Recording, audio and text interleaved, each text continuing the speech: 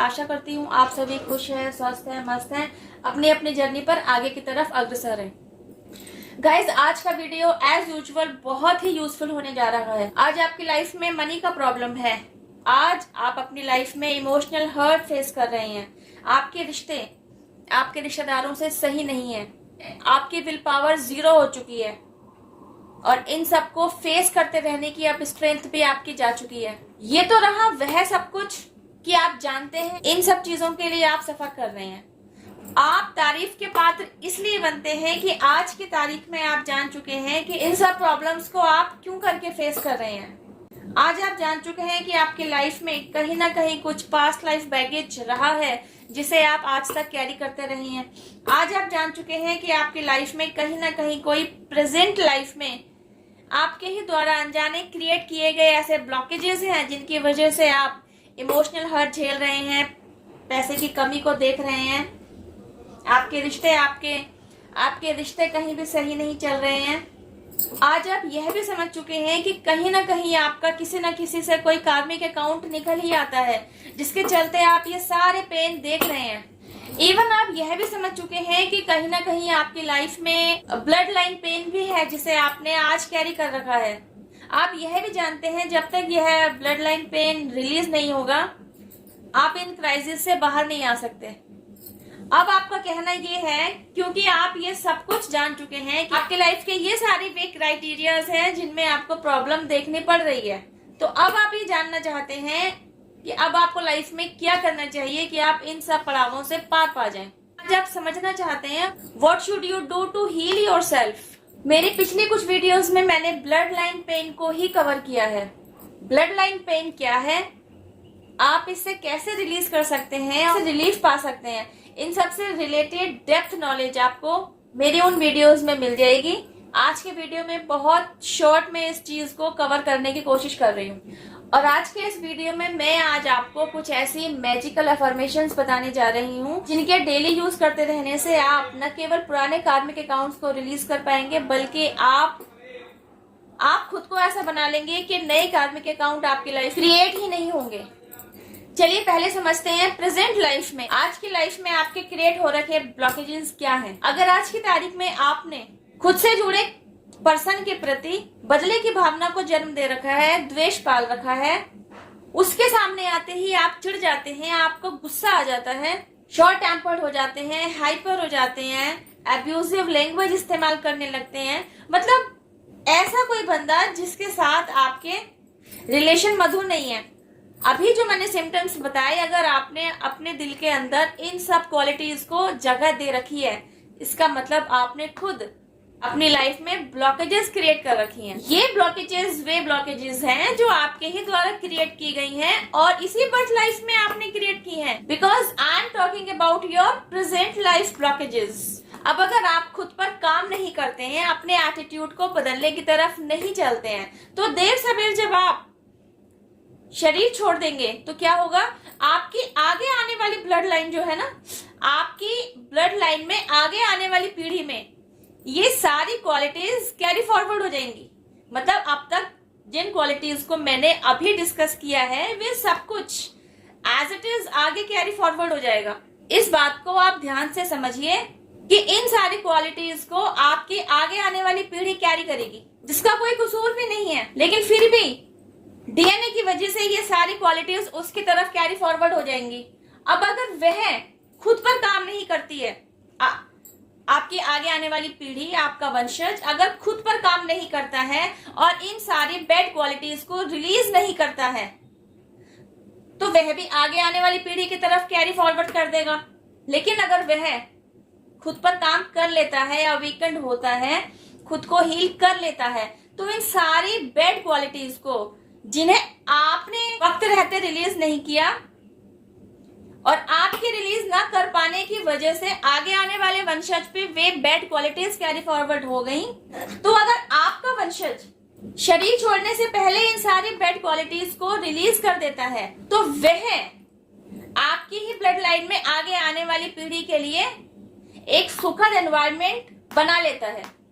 अब आप कहेंगे कि आपने आपकी आगे आने वाली पीढ़ी के लिए बहुत सारी जमीन जायदाद छोड़ी है, विरासत छोड़ी है, क्योंकि आपने आपके आगे आने वाली पीढ़ी के लिए बहुत सारा धन अर्जित किया है और वही सब कुछ आप उनके लिए विरासत में छोड़े जा रहे हैं। आपके द्वारा समझने वाली बात यही है कि आप मटेरियलिस्टिक चीजों को काउंट कर रहे हैं जिन्हें आप अपनी आगे आने वाली पीढ़ी की सुख सुविधा के लिए छोड़े जा रहे हैं। लेकिन आपने अपने अंदर जो ग्रजेस पाल रखे हैं, अपने से जुड़े लोगों के प्रति जो ग्रजेस आपने पाल रखे हैं, जिस दुख को आपने रिलीज नहीं किया है because of any kind of reason, आपसे जुड़े लोगों की वजह से आपने पेन कैरी कर रखा है। बेशक आपने बहुत दौलत अर्जित की है, लेकिन आपने पेन भी तो कैरी कर रखा है। इट इज ऑब्वियस कि आज की तारीख में अगर आप अपने से जुड़े किसी भी इंसान से गुस्सा हैं, उससे नाराज हैं, इवन आपको नफरत हो गई है उससे, उसके नाम से आप चिढ़ जाते हैं, इसका मतलब क्या है? इसका मतलब है आपने उसके लिए अपना दिल साफ नहीं किया हुआ। ये जो दिल साफ नहीं करने वाली बात है ना, यही तो आपका हार्ट ब्लॉक कर रही होती है, यही तो आपके डीएनए में ब्लॉकेज क्रिएट करने का काम कर रही है। ये ब्लॉकेज आपने क्रिएट की है और आप अपने द्वारा अर्जित सारे धन दौलत के साथ अपने आगे आने वाली पीढ़ी के लिए डीएनए में ये ब्लॉकेज भी तो छोड़े जा रहे हैं। इसकी तरफ तो आपका ध्यान ही नहीं है। आज आपने जिस भी किसी ब्लड लाइन को कैरी किया हुआ है, आज आप वहां बेटे का रोल निभा रहे हैं, कल को पापा का रोल निभाएंगे, फिर दादा का रोल निभाएंगे, फिर वहां एंसेस्टर का रोल भी निभाएंगे। तो बेटा बनकर या पिता बनकर आपने अपने दिल और दिमाग में कुछ ग्रजेस को जगह दे दिया। गाइस, इस बात को ध्यान से समझिए, ये ब्लॉकेजेस कहाँ होती हैं? ये होती हैं आपके दिमाग में, आपके दिल में। दिमाग और दिल आपस में किस तरीके से जुड़े हुए हैं? ब्लड की वजह से आपस में ये दोनों एक दूसरे से कनेक्टेड है ना। ये वही ब्लॉकेजेस हैं जिनके चलते आपके ब्लड में इम्प्योरिटी आई। इस इम्प्योरिटी के बारे में आपको पता कब चला? जब फिजिकल लेवल पर, मतलब शारीरिक तौर पर आपके सामने कोई बीमारी आई, मतलब you are suffering from this kind of disease.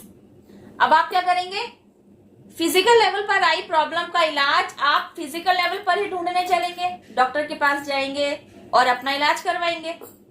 मतलब जिस ब्लॉकेज की वजह से आपका दिल और दिमाग अशांत हुआ, आपका थ्रोट चक्र इम्बैलेंस्ड हुआ, आपका हार्ट चक्र इनएक्टिव हुआ, आपके आज्ञा चक्र के रास्ते बंद हुए, आपके मणि चक्र पर अफेक्ट पड़ा, इन सब से रिलेटेड आपको कुछ नहीं पता। आप जानते हैं तो बस ये कि आपने हार्ट से रिलेटेड प्रॉब्लम्स को फेस करना शुरू किया या ब्रेन से रिलेटेड प्रॉब्लम्स को फेस करना शुरू किया। पैदा कैसे हुई है? आपका इनके रूट कॉज में जाकर ढूंढने पर फोकस नहीं है। मैं समझ सकती हूँ आज आपने किसी के प्रति गुस्सा पाला तो क्यों पाला, आपको किसी के लिए ग्रजेस है तो क्यों है, आप किसी से बहुत नाराज हैं तो क्यों है।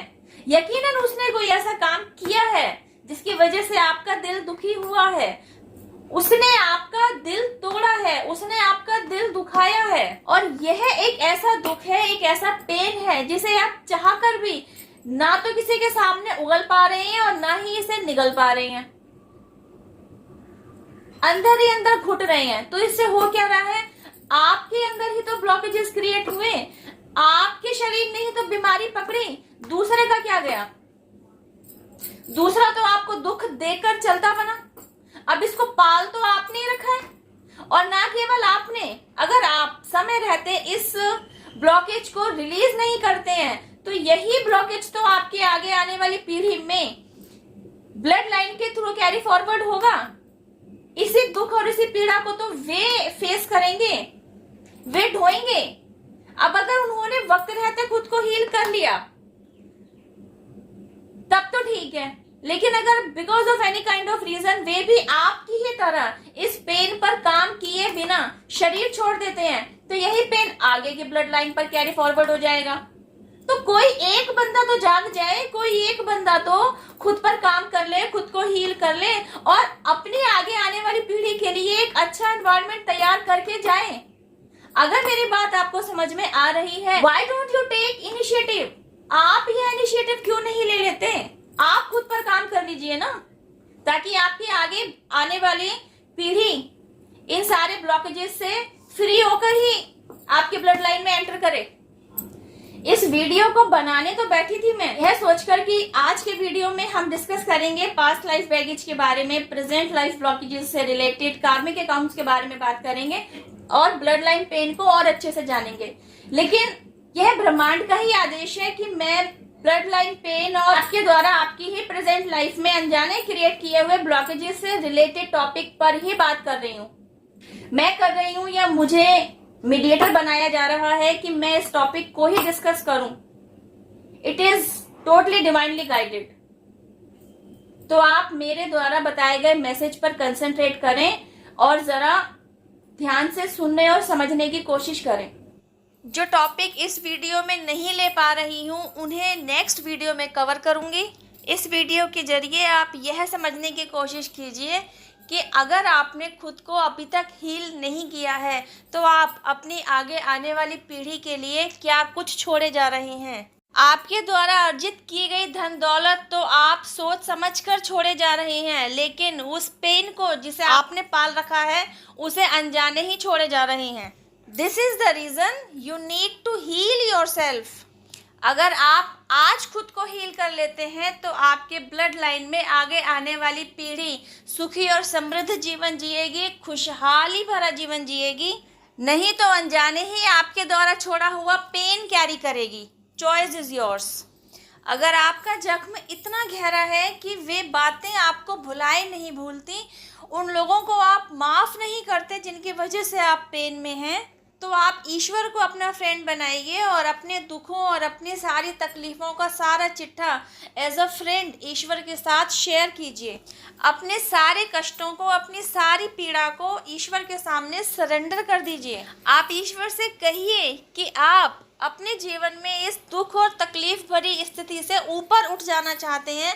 आपको अपनी ज़िंदगी में अपने लिए शांति चाहिए। ये सब कुछ कर लेने के साथ साथ आप एक मैजिकल अफर्मेशन भी दोहराते रहिए। I am peaceful, I am happy, I am peaceful, I am happy. जब आप ऐसा करते हैं ना तो आप खुद के लिए डिवाइन मैजिक क्रिएट होता हुआ देखते हैं। धीरे धीरे आप अपने जीवन में शांति अनुभव करने लगते हैं। आपको हर छोटी बड़ी बातों पर जहां पहले गुस्सा आ जाया करता था, वहीं आप सिचुएशंस को शांति के साथ हैंडल करना सीख चुके होते हैं। अपने जीवन में आए इस सकारात्मक बदलाव के लिए आप ईश्वर का तहे दिल से शुक्रिया करते हैं, ईश्वर के सामने नतमस्तक होते हैं। आपने समझ लिया होता है कि यह मैजिक सिर्फ और सिर्फ आपके सरेंडर कर देने के बाद ही क्रिएट हुआ होता है। आपका विश्वास एंजल्स के ऊपर, यूनिवर्स के ऊपर, आपके एंसेस्टर्स के ऊपर और बुलंद होता जाता है। आप डिवाइन पावर जिनमें भी आपकी श्रद्धा है उन्हें, यूनिवर्स को, एंजल्स को, आपके एंसेस्टर्स को, स्पिरिट गाइड्स को, मदर नेचर को, पूरे डिवाइन रियल्म को, सभी को थैंक यू कहते हैं, सभी को ग्रैटिट्यूड देते हैं। आपने समझ लिया होता है इन्हीं की ब्लेसिंग्स और सपोर्ट की वजह से आज यह वीडियो आप तक पहुंचा है और इस तरह यूनिवर्स के साथ आपका बॉन्ड और गहरा होता चला जाता है। वीडियो में दिया गया मैसेज यूजफुल लगे, शेयर टू अदर्स। वीडियो पर की गई मेहनत पसंद आए, छोटू सा थैंक यू मुझे भी। अब मैं आपसे मिलती हूँ मेरी नेक्स्ट वीडियो में। टिल देन हैव पेशेंस, रब्बा खैर, जय माता दी, take care, bye, stay blessed.